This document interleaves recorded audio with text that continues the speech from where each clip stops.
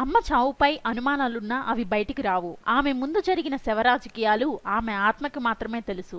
అయితే అమ్మ చనిపోయిన తరువాత అందరికీ ఉన్న పెద్ద అనుమానం ఆస్తి ఎవరికి చెందుతుంది అని. ఆ అనుమానానికి తెరదించుతూ అమ్మ పోస్ట్ గార్డెన్ లో సోదాలు చేయగా అమ్మ రాసుకున్న వీలునామా బయటపడింది. ఆ వీలునామాపై అనుమానాలు వ్యక్తమవుతున్నాయి.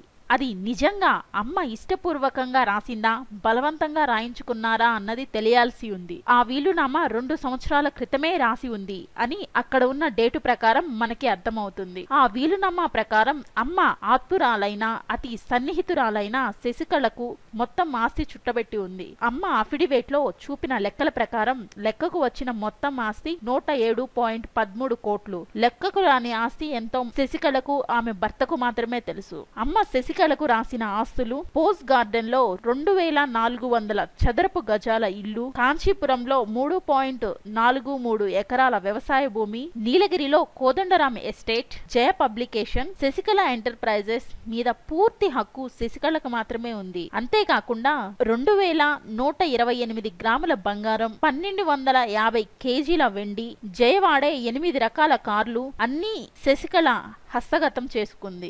మరో పక్క అమ్మ దత్తపుత్రుడైన వివేక్ కి కూడా తక్కువేమీ ముట్టలేదు. వివేక్ స్వయాన శశికళ అన్న జయరాం కొడుకు. అయితే వివేక్ కి ముట్టిన ఆస్తి జీడిమెట్లలో జేజే గార్డెన్ లోని ఫామ్ హౌస్, శ్రీనగర్ కాలనీలోని డూప్లెక్స్ హౌస్, కోంపల్లిలోని 14.5 ఎకరాల వ్యవసాయ భూమి, వెస్ట్ మారేడుపల్లిలోని భవనాలు ఇతని సొంతమయ్యాయి.